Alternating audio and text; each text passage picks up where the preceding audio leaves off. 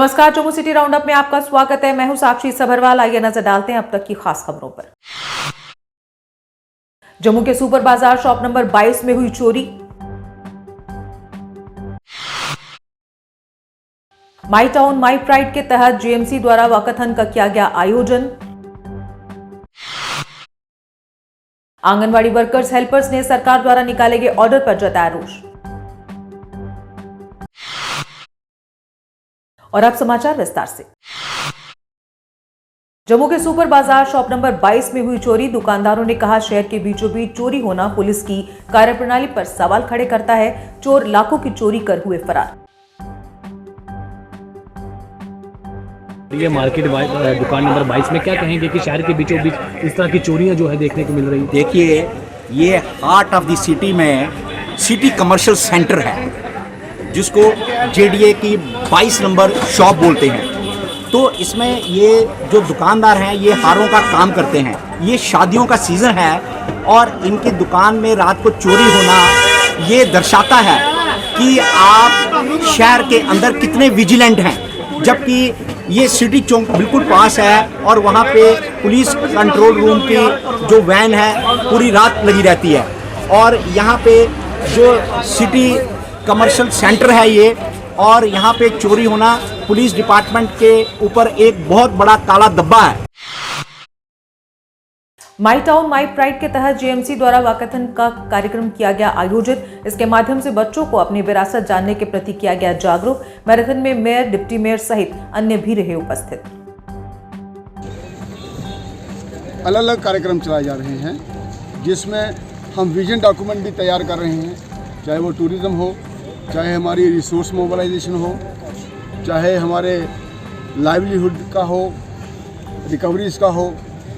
हर चीज़ पर गहरे तरीके से मंथन हो रहा है और साथ साथ में जनता को सर्विसेज पहुंचाने के लिए भी प्रावधान रखे गए हैं, जिसके तहत जो हमारे क्लस्टर वार्ड हैं उन वार्डों में सर्विसेज रखी गई हैं, चाहे वो रोजगार संबंधी हो, लोनिंग के हो, स्किल डेवलपमेंट हो, जीएमसी की सर्विसेज हो।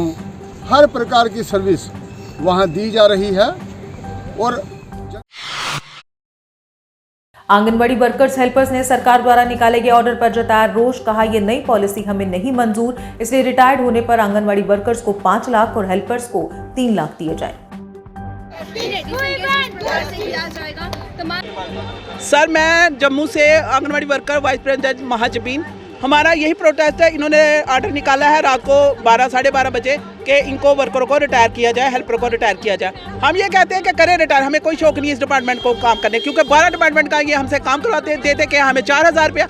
हम ये कहते हैं अगर इन्होंने रिटायर किया, हमारी बहनों को ग्रेजुएटी दी जाए, 5 लाख रुपया इनको दिया जाए वर्कर को और 3 लाख रुपया हेल्पर को दिया जाए। और इवन इनको पेंशन लगाई जाए। पेंशन कौन सी? सोशल वेलफेयर की नहीं, ICDS डिपार्टमेंट जिन्होंने 50 साल इनसे काम करवाया है, हम चाहते हैं कि वो इनको पेंशन दी जाए। और 2018 की हमारी लाइबिलिटी पड़ी हुई है, वो भी हमारा सब कुछ किया जाए। हमारी लाइबिलिटी जो पैसा है, अगर हमारी इन्होंने डिमांड नहीं सुनी तो हम दोबारा काम छोड़ हड़ताल करेंगे। मोहल्ला वेलफेयर कमेटी पोनीचक ने कस्टोडियन लैंड पर अवैध कब्जा होने का लगाया आरोप। कहा, बार बार अधिकारियों से मुलाकात करने के बाद भी नहीं हो रही कार्रवाई, इसलिए जल्द से जल्द हटाया जाए जमीन पर से अवैध कब्जा। हमारे वहाँ पे एक जमीन का टुकड़ा है, 6 कनाल कुछ मरले का है, और वो कस्टोडियन लैंड है। वो कस्टोडियन लैंड जो है वो वहीं के निवासी श्यामलाल हैं। उन्होंने उस मकान को, जगह को ऑक्यूपाई किया हुआ है और आधी सी जगह उन्होंने वहाँ पे अपना मकान वहाँ बना दिया। जब इन्होंने मकान का काम शुरू किया था, उस वक्त हमने अलग अलग डिपार्टमेंटों में जाके अप्रोच किया था कि ये कस्टोडियन लैंड जो है कि एक आदमी कैसे ग्रैब कर सकता है, कैसे इसका मालिक बन सकता है। सबसे पहले हमने रेवेन्यू डिपार्टमेंट में जाके इसका रिकॉर्ड निकाला, एप्लीकेशन देके। तो वहाँ पे लिखा गया था कि ये कस्टोडियन लैंड ही है, ये किसी के नाम की अलॉट नहीं हुई। उसके बाद हम कस्टोडियन ऑफिस में गए, हमारे पास सारा रिकॉर्ड पड़ा हुआ है। हमने एप्लीकेशन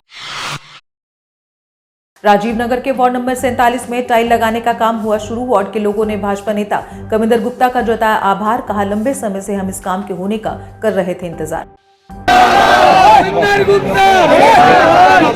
आज राजीव नगर में जो वार्ड नंबर 47 में पड़ता है, यहाँ पर कानपुर या मोहल्ला, तो यहाँ पर काफ़ी देर से ये कोई स्लम टाइप का इलाका है, उसको बेहतर तरीके से टाइल वर्क से शुरू करवाया जाएगा।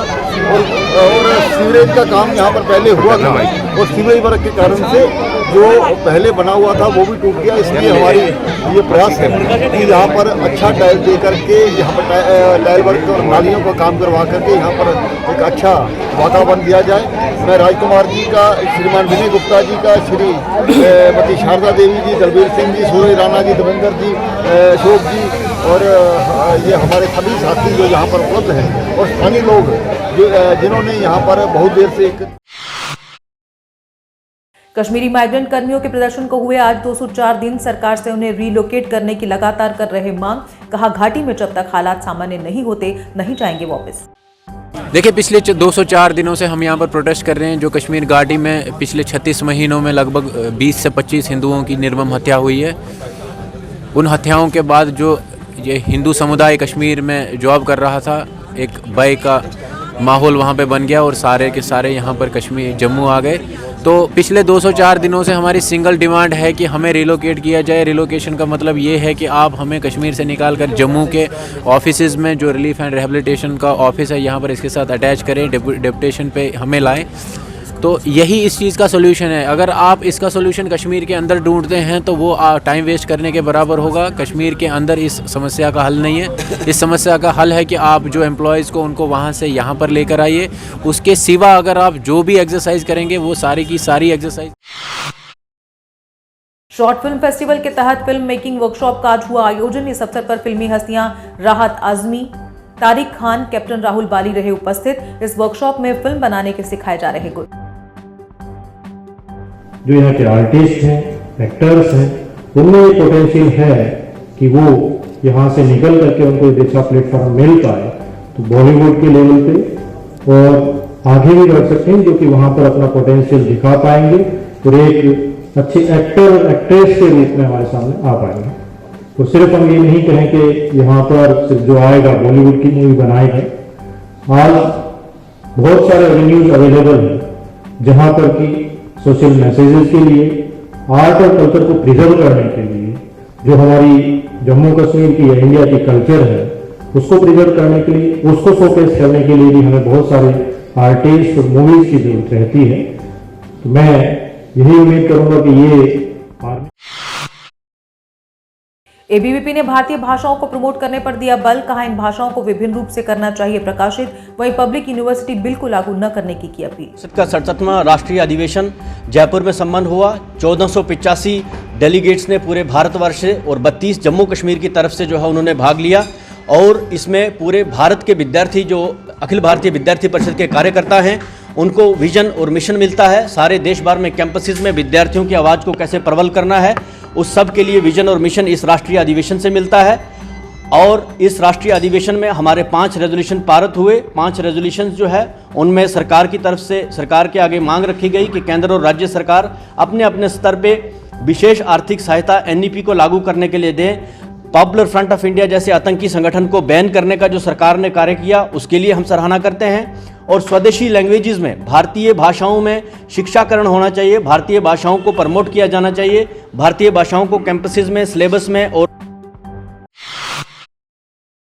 और इसी के साथ जम्मू सिटी राउंड अप में बस इतना ही। दीजिए इजाजत, नमस्कार।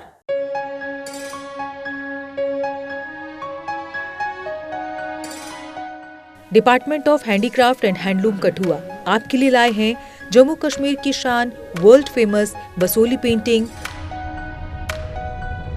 बसोली पश्मीना शॉल,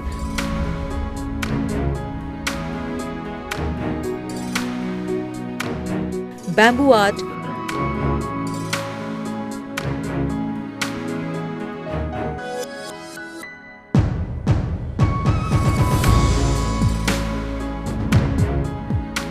और चंबा एम्ब्रॉयडरी की शानदार रेंज। और साथ ही स्थानीय बुनकरों को लोकल फॉर वोकल के तहत आत्मनिर्भर बनाने का भी किया जा रहा है प्रयास।